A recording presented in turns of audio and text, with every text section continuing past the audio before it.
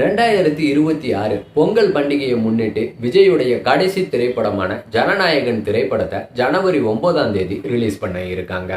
ஜனவரி 14ஆம் தேதி சிவகார்த்திகேயனுடைய பராசக்தி திரைப்படம் ரிலீஸ் ஆகுது. இந்த ரெண்டு படங்களுமே பார்த்தீங்கன்னா அரசியலை மையமா வச்சு உருவாகி இருக்க படம் தான்.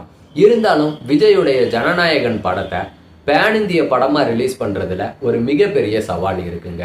அது என்ன சவால் அப்படின்னா, பிரபாஸோட நடிப்புல உருவாகி இருக்க படம் தான் தி ராஜா சாப். இந்த படமும் பார்த்தீங்கன்னா அதே ஜனவரி 9ஆம் தேதி தான் ரிலீஸ் ஆகுது. இந்த படத்துக்கு ஏற்கனவே வட மாநிலங்கள்லையும் தெலுங்கு மாநிலங்கள்லையும் மிகப்பெரிய எதிர்பார்ப்பு இருக்கு. அதனால வட மாநிலங்கள்லையும் தெலுங்கு மாநிலங்கள்லையும் தி ராஜா சாப் படத்துக்கு அதிகமான தியேட்டர்கள் கிடைக்கும்ட்டு சொல்லப்படுது. விஜயுடைய ஜனநாயகன் படத்துக்கு ஆந்திர மாநிலங்கள்லையும் வட மாநிலங்கள்லையும் தியேட்டர் கம்மியாக தான் கிடைக்கும் அப்படின்ற மாதிரி சொல்லப்படுது. ஜனநாயகன் படத்துக்கு தமிழ்நாட்டிலையும் கேரளாவிலையும் முடிஞ்ச வரைக்கும் அதிகமாக தியேட்டர்களை வாங்கிடுவாங்க. அதில் எந்த சந்தேகமுமே கிடையாது. மித்த நாளில் ரிலீஸ் ஆச்சு அப்படின்னாவே ஆந்திரா வட மாநிலங்கள்லாம் பார்த்தீங்கன்னா விஜய் படத்துக்கு அந்த அளவுக்கு ஒரு வரவேற்பு இருக்காது.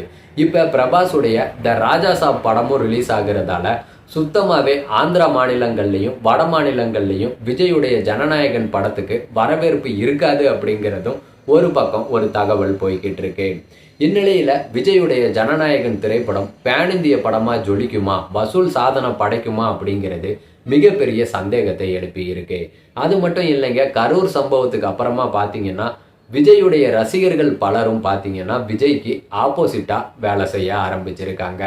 இதனாலேயே ஜனநாயகன் படம் எதிர்பார்த்த அளவுக்கு வசூல் அள்ளுமா அப்படிங்கிறது மிகப்பெரிய கேள்விக்குறியாகி இருக்கு.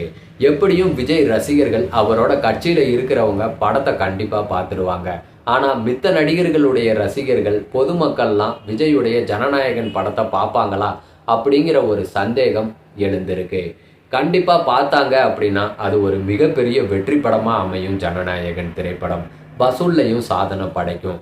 ஆனா மக்கள் விஜய்க்கு எதிராக இருக்காங்க அப்படின்ற பட்சத்துல ஜனநாயகன் திரைப்படம் மிகப்பெரிய தோல்வி படமா அமையுன்றதுலையும் எந்த சந்தேகமும் கிடையாது. இன்னொரு விஷயம் என்ன அப்படின்னு பார்த்தீங்கன்னா, விஜயுடைய அரசியல் கட்சி சார்பில் பெண்களுக்கு கொடுக்கிற இலவசங்களை பார்த்தீங்கன்னா இழிவுபடுத்துகிற வகையில் பேசப்படுதா சொல்லப்படுது.